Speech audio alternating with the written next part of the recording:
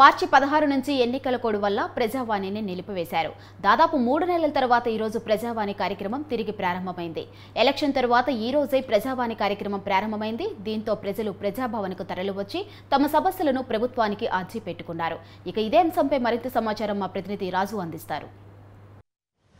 ప్రజావాణి కార్యక్రమం మహాత్మా జ్యోతిరావు పూలే భవన్లో ఈ రోజు తిరిగి ఎలక్షన్ కోడ్ తర్వాత ఈ రోజు ప్రారంభం కావడం జరిగింది. ఈ రోజు అయితే దరఖాస్తులు ఇవ్వడానికి ఎక్కువ మంది ప్రజలైతే రాలేదు. ఎందుకంటే దాదాపు 3 నెలల పాటు కూడా ఎలక్షన్ కోడ్ వల్ల అయితే ఈ యొక్క ప్రజాపాలన అయితే దరఖాస్తుల స్వీకరణ కార్యక్రమం ఉందో ఇది అంటే టెంపరీగా ప్రభుత్వం ఆపడం జరిగింది. ఎందుకంటే ఎలక్షన్ కోడ్ ఉంది కాబట్టి ఎలాంటి అర్జీలు కూడా స్వీకరించరాదని చెప్పేసి ఎలక్షన్ కోడ్ ఆఫ్ కండక్ట్ ప్రకారం అయితే ప్రభుత్వం ఎలాంటి అర్జీలను స్వీకరించలేదు. అయితే ఈ రోజు నుంచి పునఃప్రారంభమైనటువంటి ప్రజావాణికి ప్రజల నుంచి విశేష స్పందన వస్తుందని చెప్పేసి కూడా ప్రభుత్వం అయితే భావిస్తూ ఉంది. ఈ నేపథ్యంలో ఈ రోజు ప్రారంభమైనటువంటి ప్రజావాణిలో ఇప్పటికైతే ప్రజలైతే వచ్చి తమ యొక్క దరఖాస్తులను అయితే ఇస్తూ ఉన్నారు. అయితే గతంలో మాదిరిగా అయితే చాలామంది అయితే ఈరోజు రావడం లేదు. ఎందుకంటే ఈరోజే తిరిగి ప్రారంభమైంది కాబట్టి చాలామంది కూడా అంటే వారానికి 2 సార్లు శుక్రవారము మంగళవారం నిర్వహిస్తారు ప్రభుత్వం కాబట్టి ఖచ్చితంగా నెక్స్ట్ వీక్ నుంచి కూడా ఎక్కువ మంది వస్తారని చెప్పేసి కూడా ఇక్కడ అధికారులు కానీ ప్రజలు కానీ భావిస్తూ ఉన్న పరిస్థితి కనిపిస్తూ ఉంది. ఈ రోజు అయితే కాస్త మందకొడిగానే ప్రజలు ఇక్కడికి వచ్చారు తమ యొక్క దరఖాస్తులను. ఎందుకంటే చాలా రోజుల తర్వాత తిరిగి ప్రారంభమైంది కాబట్టి తక్కువ సంఖ్యలోనే ప్రజలైతే వచ్చి తమ యొక్క దరఖాస్తులు అయితే ఇచ్చి ఇక్కడికి వెళ్తా ఉన్న పరిస్థితి కనిపిస్తూ ఉంది. మనం కొంతమందితో మాట్లాడే ప్రయత్నం అయితే చేద్దాం. మేడం, మీరు ఎక్కడి నుంచి వచ్చారు? షాపూర్, చంద్రగిరి నగర్. అంటే మీ సమస్య ఏంటి మేడం? దేనిపైన మీరు దరఖాస్తు ఇవ్వడం జరిగింది? ఇక్కడ ఈయనకు పాలిష్ అటాక్ వచ్చింది. అప్పటి నుంచి మాట రావట్లేదు, మాట్లాడడానికి రాదు. ఏమైనా పని చేసుకోవాలంటే కూడా చేయలేడు. కొంచెం చేయి కూడా పని చేయదు. అది కాలుకి కూడా నొప్పి అయ్యి కాలు గోరు తీసేసిండ్రు. అందుకనే ప్రాబ్లమ్. మెసేజ్ వస్తుంది. మెసేజ్ వచ్చినాక మండల ఆఫీస్కి వెళ్ళి అప్లికేషన్ రాపియండి అని చెప్పిండ్రు. ఇంతకుముందు కూడా ఒక్కసారి వచ్చింది సర్టిఫికేట్. అది మాకు తెలియక మేము రాపిచ్చినాం పింఛన్ కోసం, కానీ రాలేదు. మళ్ళీ ఇప్పుడు రాపిచ్చినాం. ఏమో ఎప్పుడు వస్తుందో రాదో తెలియదు. పింఛన్ కోసమే రాపించాము. సార్, నా పేరు ముజీబ్ ఖాన్ సార్. మేము హనంగొండ నుంచి వచ్చాము సార్. నేను Telangana state private teachers union ప్రెసిడెంట్ని సార్. మాకు గ్రూప్ ఉంది TSPTU అనేది.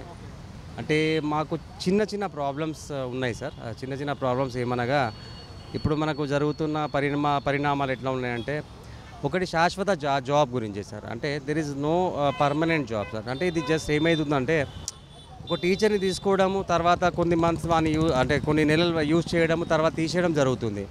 దాని మీద ఒక అప్లికేషన్ రాయడం జరిగింది. ఇంకోటి ఏంటంటే, మనకు ఒక 10 months శాలరీ ఒకటి ఆప్షన్ ఉంది సార్. 10 months శాలరీ అంటే ఇప్పుడు జనరల్గా టీచర్స్కి ఏం చేస్తున్నారంటే ఓన్లీ 10 months వరకే పని చేయించుకుంటున్నారు. దాని తర్వాత మళ్ళీ మీరు జూన్లో రండి, జూన్ 15కి రండి, అప్పుడు అట్లా చెప్తున్నారు. అది కూడా ఒక అప్లికేషన్ రాయడం జరిగింది సార్. ఇంకోటి మాకు హెల్త్ కార్డ్స్ గురించి మా ప్రైవేట్ టీచర్స్ కంటే మీకు తెలియంది అయితే విషయం ఏం లేదు సార్. జనరల్గా దాని గురించి ఒక అప్లికేషన్ ఇవ్వడం, but we got a very good response sir. Really I'm very much thankful to Revanth Reddy sir for creating such and platform where we can discuss our problems sir. అంటే ఈ రోజు ఒక ఈ దరఖాస్తు ఏదైతే ఉందో ఎవరు తీసుకున్నారా? ఏఎస్ అధికారులు ఏమైనా తీసుకున్నారా, లేదంటే ఎవరు తీసుకున్నారు మీ దరఖాస్తు? అంటే అక్కడ వాళ్ళు ఉన్నారు కదా సార్, హెల్ప్ డెస్క్ కాడ ఉన్నారు కదా, వాళ్ళే తీసుకున్నారండి. మీ సమస్య సత్వరం పరిష్కారం అవుతుందని మనం మీకు ఏమైనా అష్యూరెన్స్ లాంటివి ఏమైనా ఇచ్చారా?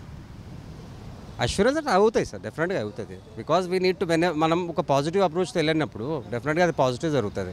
మేమైతే ఒక పాజిటివ్ మైండ్ సెట్తో వచ్చాం సార్. తద్వారా దేవుడే చూసుకుంటారు సార్. ఈసీఐఎల్ నుంచి ఇప్పుడు ఏంట్రా అంటే ఈ ప్రజాపాలనలో అప్లై చేసాము. అప్లై చేస్తే ఏమైందంటే ఇంకా ఎలాంటి రెస్పాన్స్ లేదు. సరే ఒకసారి ఫాలోఅప్ చేయడానికి వస్తే వాళ్ళు ఏమన్నారంటే ఇప్పుడు వరకు కోడ్ ఉంది కదండి, కోడ్లో ఏం చేయలేకపోయాము, ఇక నుంచి ప్రాసెస్ చేస్తాం. అంటే మీ సమస్య ఏంటి? ఎప్పుడు అప్లై చేశారు మీరు? మేము డిసెంబర్ 28కే చేసాము. ఆ రోజు ఇచ్చారు కదా డేట్. డబుల్ బెడ్రూమ్ ఒకటి, అది ఒకటేమో 2500, అది మహాలక్ష్మి స్కీమ్. అందులో 6 ఉంటాయి డివిజన్స్, వాటికి అప్లై చేసాము.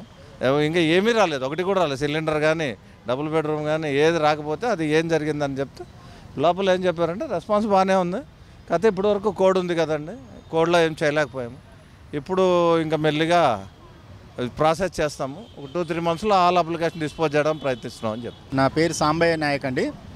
నేను దిల్సుఖ్నగర్లో ఉంటాను. నేను ఇంతకుముందు డ్రగ్ ఇన్స్పెక్టర్గా పనిచేసినాను 33 సంవత్సరాలు. నేను ఇప్పుడు రిటైర్డ్ అయినా 2019లో. నాకు 22 ఎకరాల ల్యాండ్ చేగుంటలో ఉంది.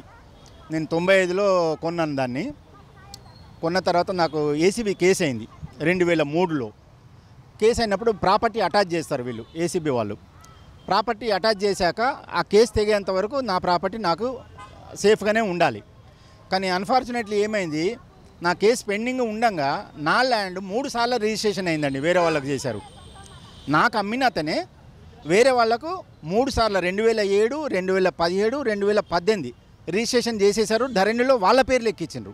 నేను ఇమ్మీడియట్గా డీజీ ఏసీబీ గారిని పోయి నేను లెటర్ పెట్టినా, సార్ నా మీద కేసు ఉంది, నా కేసు ఇంకా ఫైనలైజ్ కాలేదు, అక్కడ నా ల్యాండ్ 3 సార్లు రిజిస్ట్రేషన్ అయింది, మీరు ప్రొటెక్ట్ చేయాలి కదా నా ల్యాండ్ను అని చెప్తే, నేను ఏం చేయాలి దీంట్లో అని ఆయన అంటాడు డీజీ ఏసీబీ గారు. మీరు రిజిస్ట్రేషన్ డిపార్ట్మెంట్కి లెటర్ రాసి కేసు పెండింగ్ ఉన్నదని చెప్పేసి 3 సేల్ డీళ్లు క్యాన్సిల్ చేయించి ధరణిలో నా పేరు ఎక్కించాలి సార్. నాకు 23 సంవత్సరాల నుంచి కోర్టు చుట్టూ తిరుగుతున్నాను. నేను నా ప్రమోషన్లు పోయినాయి, నా జీవితమే నాశనం చేసిండ్రు, కనీసం నా ప్రాపర్టీ కూడా నా పేరునే ఉండద్దా? ఇప్పటికీ సార్ 3 సంవత్సరాల నుంచి పిచ్చోన్లాగా తిరుగుతున్న డీజీ ఏసీబీ ఆఫీస్లో. వీళ్ళు కేసు పెట్టేప్పుడు ఉన్న శ్రద్ధ కేసు తెగేదాకా అదే విధంగా ప్రొటెక్ట్ చేయట్లేదు. అందరు దొంగల్లాగానే చూస్తున్నారండి. నాకు చాలా బాధ అవుతుంది. నా కేసు ప్రూవ్ చేయండి ఫస్ట్.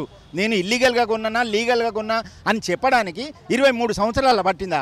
ఈ 23 సంవత్సరాలు నా జీవితం అంతా నాశనం అయింది కదా. నేను డైరెక్టర్ కావాల్సిన వాడిని, ఈరోజు నేను రోడ్ల మీద తిరుగుతున్నా ఈ ఏసీబీ వల్ల. కనీసం నా ల్యాండ్ అయినా ప్రొటెక్ట్ చేయాలి కదా. 3 సార్లు సేల్ డీల్ అయినా అంటే నేను ఏం చేయాలని అడుగుతాడు ఆయన. నేనేం చేయాలంటే నేనేం చేయాలి సార్? లెటర్లు పెట్టి యాస్ట్ వస్తుంది. ఇప్పుడు వచ్చి ఇంకో ప్రజావాణిలో పెట్టినాను ఇవాళ అప్లికేషను.